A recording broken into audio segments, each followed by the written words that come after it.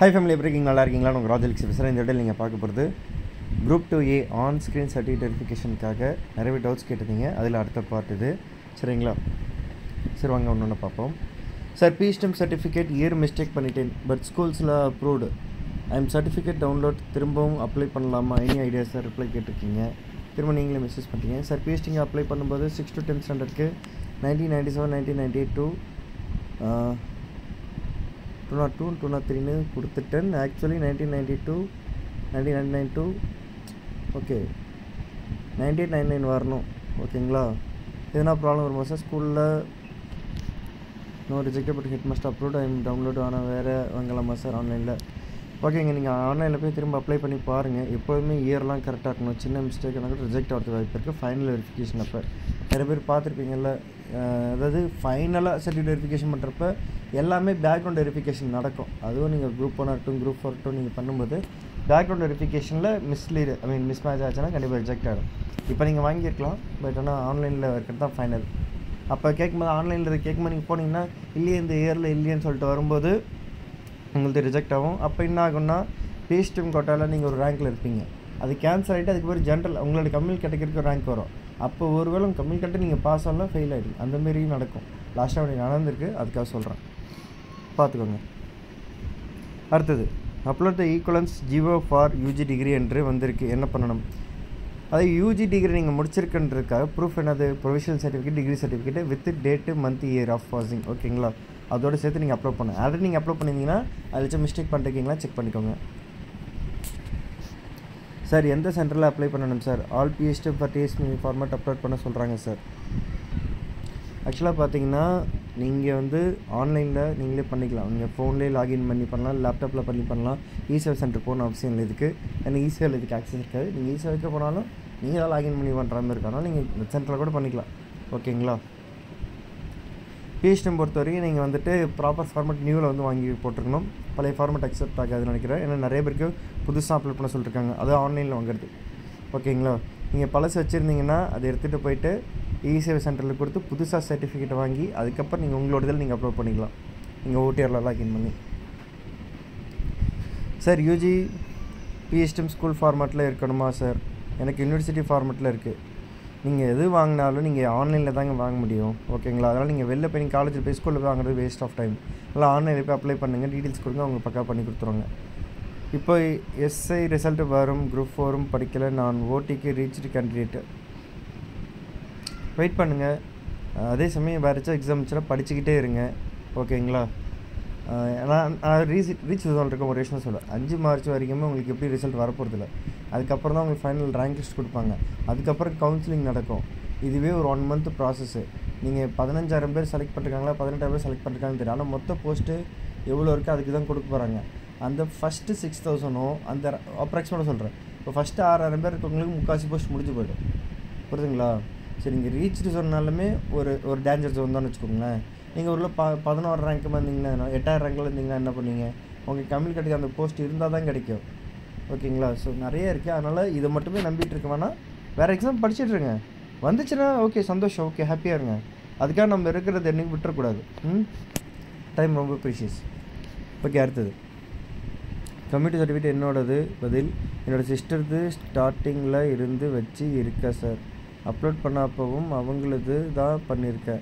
ஆனால் எனக்கு செக் பண்ணால் அப்போ ரிஜிஸ்டர் நம்பர் நாட் அவைலபிள் தான் சார் வருது. என்ன பண்ணும் சார்? அகைன் டாக்குமெண்ட்ஸ் அப்லோட் பண்ணுறதும் ஓப்பன் ஆகலை சார். உங்களது மேலே உங்கள் சிஸ்டர்து ஸ்டார்டிங்கில் இருந்துச்சா? என்னங்க அது புதுசாக இருக்குது. நீங்கள் உங்கள் ரிஜிஸ்டர் நம்பர் போட்டு லாகின் பண்ணிங்கன்னா நாட் அவைலபிள் நாட் சம்திங் வந்துச்சுனாக்கா நீங்கள் டாக்குமெண்ட்ஸ் எல்லாம் கரெக்டாக இருக்குன்னு அர்த்தம். இப்போ நீங்கள் அந்த லிங்க்கில் போய் பண்ணிங்கன்னா. ஆனால் நீங்கள் சர்டிஃபிகேட்டே மாற்றி வச்சுருந்தீங்கன்னா ரிஜெக்ட் ஆகிடும். அதையும் பார்த்துக்கோங்க. நீங்கள் டிஎன்பிஎஸ்சிக்கு தான் கால் பண்ணி அதுக்கு கைடன்ஸ் கேட்டு அவங்க சொல்கிற மாதிரி பண்ணணும். இல்லை மெயில் போடுங்க. சார் ஒரு அப்லோட் பற்றி வீடியோ போடுங்க சார், மாற்றி பண்ணிடுவோம்னு பயமாக இருக்குது. அதெல்லாம் பயப்படாதீங்க சிஸ்டர், ஒன்றுமே இல்லை. உங்கள்கிட்ட இருக்க டீட்டெயில்ஸை கரெக்டாக வச்சு நீங்கள் பண்ணாலே போதும், எந்த மிஸ்டேக் இல்லாமல். ஓகேங்களா? Okay, 1 to 2nd English medium, 4 to 12th Tamil medium, group 4க்கு 4 to 12th மட்டும் பிஎஸ்டிஎம் பண்ண முடியாதுங்க, நாட் எலிஜிபிளுங்க. ஓகேங்களா? ஃபஸ்ட்டு 10th வரைக்கும் முடிச்சிருக்கீங்க. ஈவன் 10th நீங்கள் ப்ரைவேட்டில் டுட்டோரியல் எழுதியிருந்தால் கூட ரிஜெக்ட் ஆகிடுங்க. ஸோ அதனால் பண்ண வேணாம். ஓகேங்களா, கிடைக்காது, எலிஜிபிள் கிடையாது. சார் எனக்கு டிசபிலிட்டி சர்டிஃபிகேட் ஃபார்ம் 7 ஃபார்மேட்டில் அப்லோட் பண்ண சொல்கிறாங்க. ஆனால் நான் ஆல்ரெடி ஃபார்மேட் 7 தான் டிசபிலிட்டி சர்டிஃபிகேட் அப்லோட் பண்ணியிருக்கேன் சார். ஓகேங்க, நீங்கள் அந்த சர்டிஃபிகேட் எடுத்துகிட்டு போய்ட்டு இ-சேவை சென்டரில் போய் கொடுங்க. இது ப்ராப்பரான கரெக்டாக இருக்கான்னு ஒருத்தர் கன்ஃபார்ம் பண்ணிக்கோங்க. ஓகேங்களா, அதில் வச்சு மிஸ்டேக் இருக்குது, இல்லை வேறு ஏதாச்சும் ஃபார்மேட் மாற்றணுன்னா கேளுங்க, அவங்களும் உங்களுக்கு பண்ணி கொடுத்துருவாங்க. அதுக்கப்புறம் நீங்கள் வந்து உங்களோட இதில் ஓடிஆரில் அப்லோட் பண்ணிக்கலாம். ஓகேங்களா, அப்படி எல்லாம் கரெக்டாக இருக்குன்னு இ-சேவையில் சொல்லிட்டாங்கன்னா டிஎன்பிசிக்கு உடனே கால் பண்ணுங்கள். உடனே எடுக்க மாட்டாங்க, திரும்ப கால் பண்ணுங்கள். அவங்கள்ட்ட இதுமாதிரி சொல்லுங்கள், நான் இ-சேவை சென்டர் போய் கேட்டேன், இதான் ஃபார்ம் கரெக்டாக, இப்போ நான் என்ன பண்ணணும்னு சொல்லிட்டு கேட்டு அதுக்கப்புறமா நீங்கள் அப்லோட் பண்ணுங்கள். இது வந்து நீங்கள் கால் பண்ணி சொல்லுங்கள், ஒரு தடவை மெயில் போட்டு கன்ஃபார்ம் பண்ணிக்கோங்க. இது உங்கள் ஃபியூச்சர் ரெஃபரன்ஸுக்கு யூஸ்ஃபுல்லாக இருக்கும். ஃபார்ம் சைன் யார்கிட்ட சைன் வாங்கணும் மேம்? லோக்கல் கவர்மெண்ட் ஹாஸ்பிட்டல் டாக்டர்கிட்ட சைன் வாங்கிக்கலாமா? நான் டிஸ்ட்ரிக்ட் மெடிக்கல் போர்டில் வாங்கணுமா? மெடிக்கல் போர்டு கண்டக்ட் பண்ண லேட் ஆகும் போல் மேம், ப்ளீஸ் என்னென்னு சொல்லுங்கள். டிஸ்ட்ரிக்ட் லெவல் தாங்க நீங்கள் போய் வாங்கி ஆகணும். ஓகேங்களா, ஸோ ப்ராப்பராக எல்லாமே வாங்கிடுங்க, அது மிஸ் பண்ணுறாதீங்க. ஃபார்ம் வி 1 இயர் முன்னாடி மெயின்ஸ் அப்போ வாங்கினது என்கிட்ட இருக்குது. திருப்பி புதுசாக வாங்கி அப்லோட் பண்ணணுமா, இல்லை அது போதுமா? ஏன்னா நான் டிசபிலிட்டி சர்டிஃபிகேட் மெயின்ஸ் அப்போ டிசபிலிட்டி புக் தான் அப்லோட் பண்ணேன். நீங்கள் புக் அப்லோட் பண்ணிங்கனாக்கா தயவுசெய்து புதுசாக அந்த கார்டு மாரி கொடுக்குறாங்க, அதை வாங்கி வச்சுக்கிட்டு கையில் வச்சுக்கோங்க. முடிஞ்ச வரைக்கும் நீங்கள் அதில் அப்லோட் பண்ண பாருங்கள். சொல்கிறேன், உங்களுக்கு ஒரு வேளை நாட் அவைலபிள் அப்படின்னு உங்கள் ரிஜிஸ்டர் நம்பர் போட்டு நினச்சா நீங்கள் அப்லோட் பண்ண தேவையில்லை. ஓகேங்களா, அது மிஸ்டேக்னு இருந்தால் மட்டும் தான் நீங்கள் அப்படி பண்ணணும். ஓகேங்களா, இந்த லிங்க்கில் போய் பார்க்கணும் ப்ரோ. இது வரைக்கும் லிங்க் கொடுக்குறேன். ஓகே, லிங்க் அனுப்பிச்சிருக்கேன் பாருங்கள். ஓகேங்களா, need to upload fresh community certificate with correct spelling and name. So நியூவாக அப்ளை பண்ணி வாங்கிட்டு ரீஅப்லோட் பண்ணிவிட்டு தென் அகைன் ஓடிஆர்லையும் சேஞ்ச் பண்ணணுமா சார்? ஆக்சுவலாக பார்த்தீங்கன்னா புது கம்யூனிட்டி சர்டிஃபிகேட் வாங்குறீங்க, கரெக்டான நேமில் வாங்க போகிறீங்க. வாங்கிட்டு ஓகேங்களா, நீங்களே ஓடிஆரில் லாகின் பண்ணி டாக்குமெண்ட் செக்ஷனில் போய்ட்டு அப்லோட் பண்ண போகிறீங்க. நீங்கள் பழசு டெலிட்லாம் பண்ண முடியாது, ரிமூவ் பண்ண முடியாது, ரீஎடிட்டும் பண்ண முடியாது. ஆல்ரெடி அப்லோட் பண்ணது அப்படியே தான் இருக்கும். புதுசாக நீங்கள் அப்லோட் பண்ணுறது அதில் ஆட் ஆகிக்கும், அவ்வளோதான் மேட்ரு. சரிங்களா,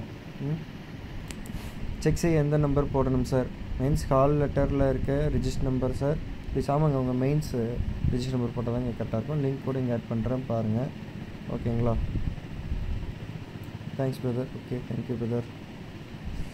சார் ரிஜிஸ்டர் நம்பர் என்டர் பண்ண உடனே ரிஜிஸ்டர் நம்பர் நாட் அவைலபிள் வருது sir, but really please enter number ஒன்லின்னு வருது. I'm not receive any mails or message. அப்படின்னா எந்த ப்ராப்ளம் இல்லைங்க, உங்கள் டாக்குமெண்ட்ஸ் எல்லாம் கரெக்டாக இருக்குன்னு அர்த்தம். ஓகேங்களா சார், நான் காது கேளாத மாற்றுத்திறனாளி. மெடிக்கல் போர்டு சர்டிஃபிகேட் அப்லோடு பண்ண சொன்னாங்க. ஏற்கனவே நான் மெடிக்கல் போர்டு சர்டிஃபிகேட் அப்லோட் பண்ணி இருக்கேன், ஆனால் மெயில் வந்துள்ளது. மறுபடியும் நான் மெடிக்கல் சர்டிஃபிகேட் வாங்க போனால் எனக்கு போட்டு தர மாட்டேங்கிறாங்க. ஆனால் ஏற்கனவே நான் மெடிக்கல் போர்டு சர்டிஃபிகேட் வாங்கி வச்சது பதிவேற்றம் செய்யலாமா?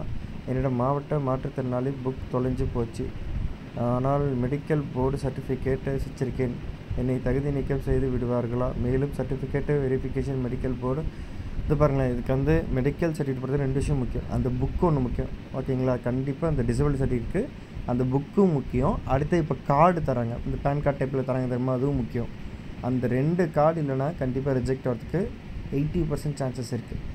இது இருந்து அது இல்லைனாலும், அது இருந்து இது இல்லைனாலும் கண்டிப்பாக ப்ராப்ளம் ஆகும். ஸோ தயவு செஞ்சு ப்ராப்பராக போய் வாங்கிடுங்க எங்கெங்கே வாங்கணுமோ. ஓகேங்களா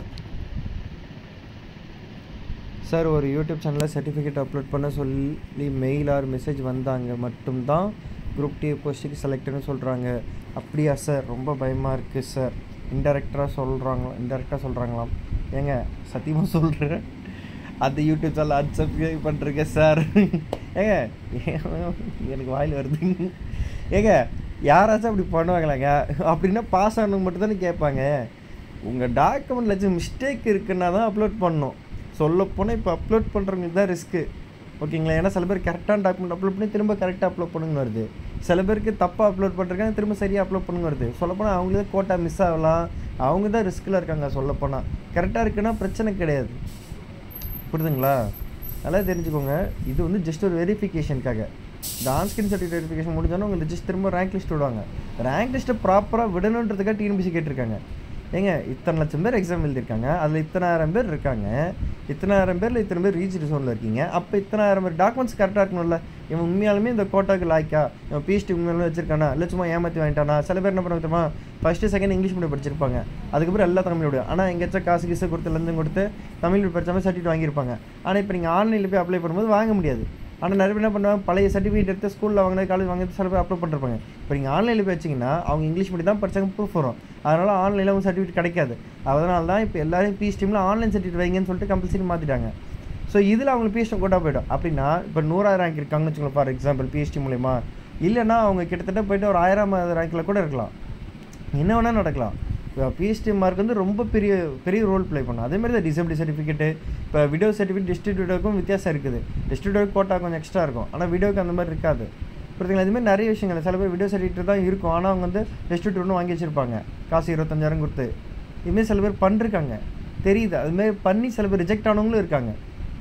புரியுதுங்களா?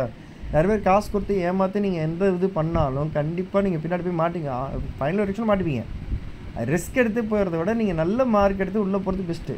ஓகேங்களா? அதனால் இந்த இது பொறுத்தவரைக்கும் நான் ஒரு விஷயம் சொல்லுவேன், டாக்குமெண்ட் வெரிஃபிகேஷன் வந்தவங்க எல்லாருமே செலக்டட் கிடையாது. புரியுதுங்களா? அதுக்காக நாட் அவைலபிள் நாட் ரீச் வந்தவங்க எல்லாருமே செலக்டட் இல்லைன்னு சொல்ல முடியாது. எல்லாருமே இப்போ யாருக்கெல்லாம் ரீச் ஜோன் இருக்கோ அவங்க எல்லாருமே எலிஜிபிள்.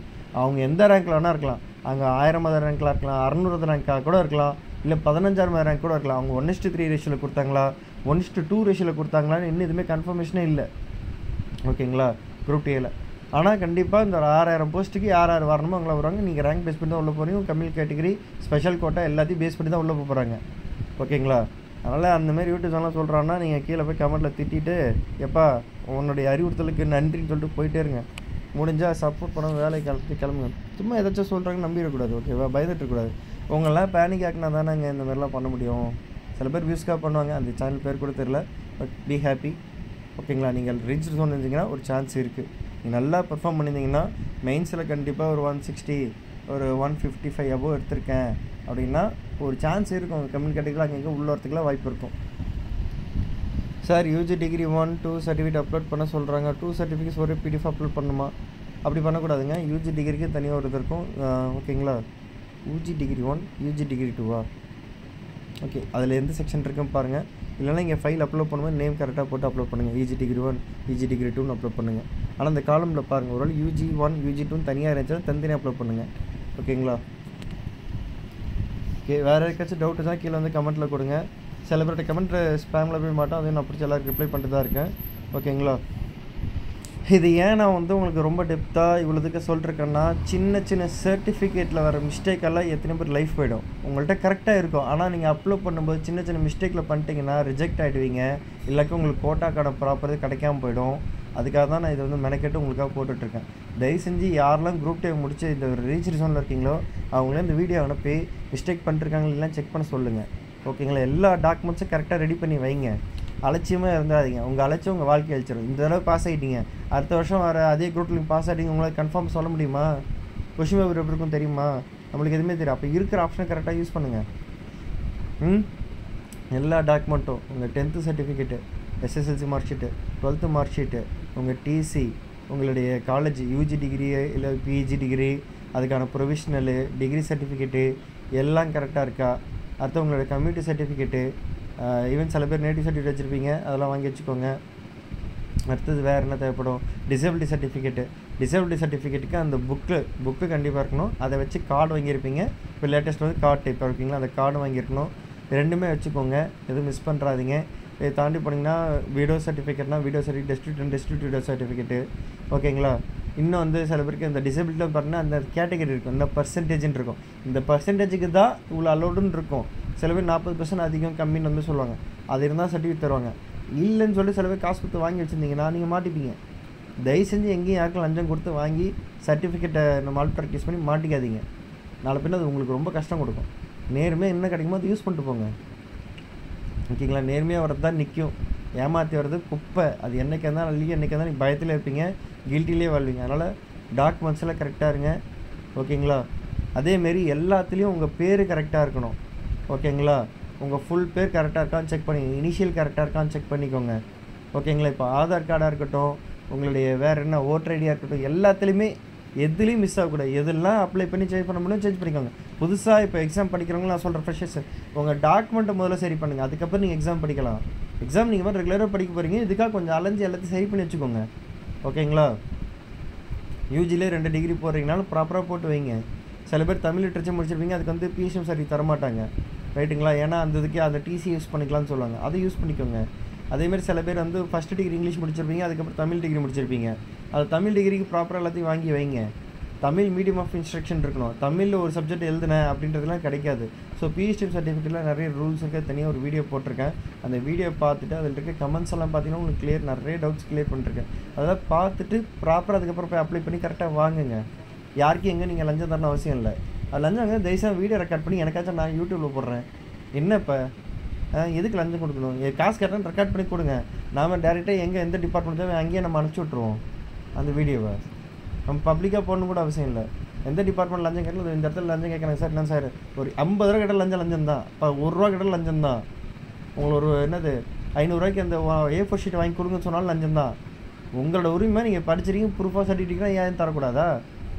புரியுதுங்களா? இப்போ எல்லாமே ஆன்லைனில் மாற்றிட்டாங்க. அதுக்கான ஃபீஸ் இருக்கும், ஒரு 50 ரூபா ஃபீஸ் இருக்கும், அதை கட்டி நீங்கள் வாங்கலாம். யாருக்கும் 1000 ரூபா 1500 2000 கொடுத்துன்னு நீங்கள் ஏமாற்று நினச்சிங்கன்னா காசு கொடுங்க.